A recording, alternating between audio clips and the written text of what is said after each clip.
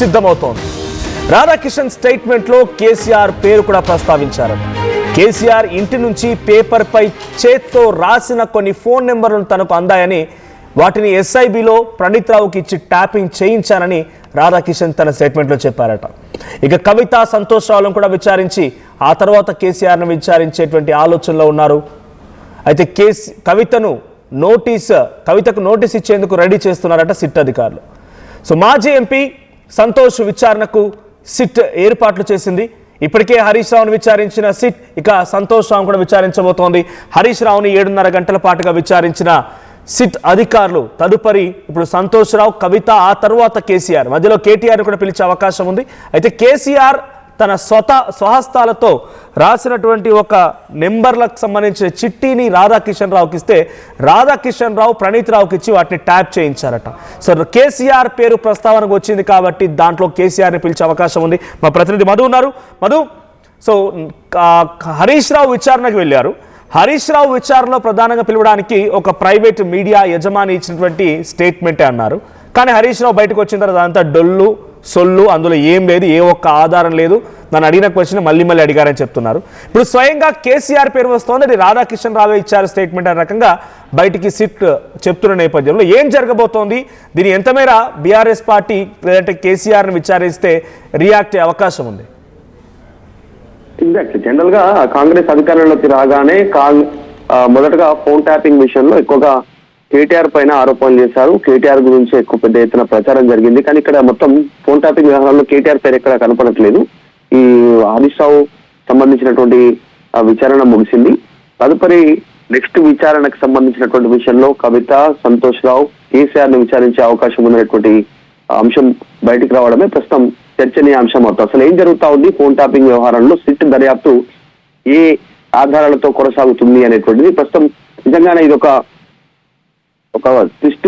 Phone tapping సంబంధించినటువంటి విచారణలో మొదటిసారి విచారణ చేసేటప్పుడు ఇవన్నీ పేర్లు వినిపించలేదు. అప్పుడు మొదటగా ప్రధానంగా వినిపించినటువంటి పేర్లు కేటీఆర్, హరీష్ రావు, కేసీఆర్ పేర్లే వినిపించాయి.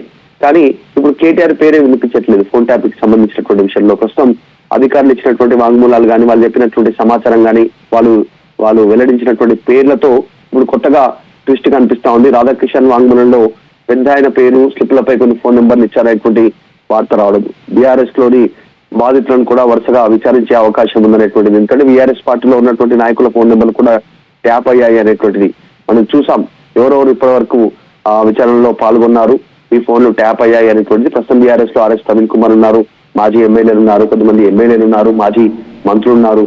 వారిని విచారిస్తున్నటువంటి పరిస్థితి ఉంది. అన్ని సంబంధించినటువంటి అన్ని ఆధారాలు అందరిచ్చినటువంటి సమాచారంతో విచారించిన తర్వాత పూర్తి దర్యాప్తు వేగవంతం చేయడానికి సిట్ పూనుకుంటున్నట్టుగా తెలుస్తోంది. రీసెంట్ గా సజ్జనార్ కూడా మాట్లాడారు, లోతైన దర్యాప్తు కొనసాగుతుంది ఫోన్ ట్యాపింగ్ లో అనేటువంటిది. చాలా కీలకమైనటువంటి దర్యాప్తుగా ప్రభుత్వం భావిస్తా ఉంది.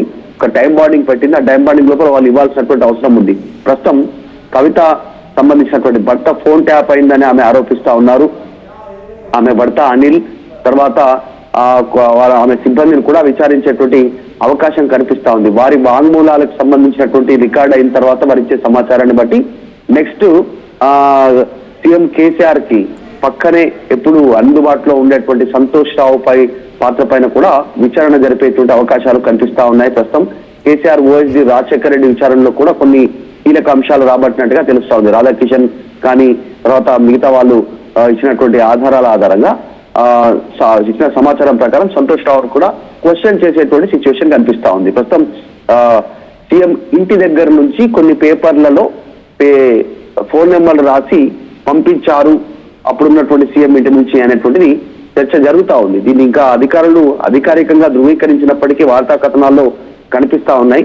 ప్రస్తుతం ప్రణీత్ రావు ఇచ్చినటువంటి సమాచారం, ప్రణీత్ రావే ట్యాపింగ్ చేయించారు అనేటువంటిది. రాధాకిషన్ రావు వాంగ్మూలం ఇచ్చారు గతంలో, ఆయన భయపడుతూ కాస్త విచారణలో మొదటిసారి సిట్ విచారణ చేసినప్పుడు. సో వాటి ఆధారంగా ప్రస్తుతం రెండవ విచారణ కొనసాగుతుంది. పెద్ద ఆయన అనేటువంటి అంశం ఏంటి, ఆ అంశం తేలేంత వరకు పూర్తి స్థాయిలో దీనిపైన దృష్టి పెట్టినట్టుగా తెలుస్తా ఉంది. అంటే ఆ స్టేట్మెంట్ లో పెద్ద ఆయన అని చెప్పేటువంటి పదాన్ని ఇటు సిట్ అధికారులు పెద్ద ఆయన అంటే కేసీఆర్ అని భావిస్తున్నారు, లేదంటే డైరెక్ట్ గా రాధాకిషన్ రావు కేసీఆర్ పేరు ప్రస్తావిస్తూ ఆయననే ఒక చిట్టి పైన నెంబర్లు రాసిచ్చారు, ఆ నెంబర్లను ట్యాప్ చేశాను అంటున్నారు. అంటే సిట్ అధికారుల దగ్గర రాధాకిషన్ రావు స్టేట్మెంట్ ఏ రకంగా ఉంది?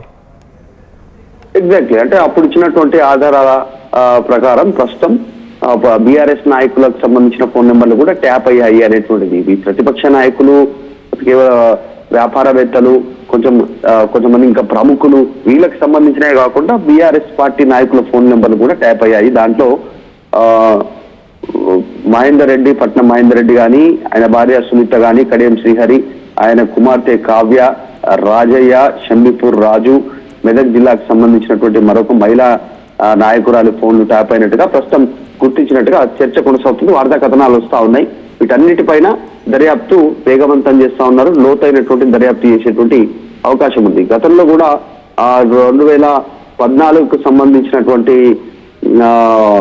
తెలంగాణ వచ్చిన తర్వాత టీఆర్ఎస్ ప్రభుత్వం ఏర్పాటు కాగానే జరిగినటువంటి ఎమ్మెల్యేల కొనుగోలు కుట్రకి సంబంధించిన విషయంలో కూడా ఫోన్ ట్యాపింగ్ జరిగింది అనేటువంటి ఆధారాలు సేకరించే పనిలో ఉన్నారు. అప్పుడు చంద్రబాబు నాయుడు మాట్లాడినటువంటి విషయం కానీ, దే బ్రీఫ్డ్ మీ అనేటువంటి విషయం కానీ, పక్క రాష్ట్ర ముఖ్యమంత్రి ఫోన్ కూడా ట్యాప్ చేశారు అనేటువంటి ఒక చర్చ కొనసాగుతా ఉంది అసలు వీటన్నిటిపైన.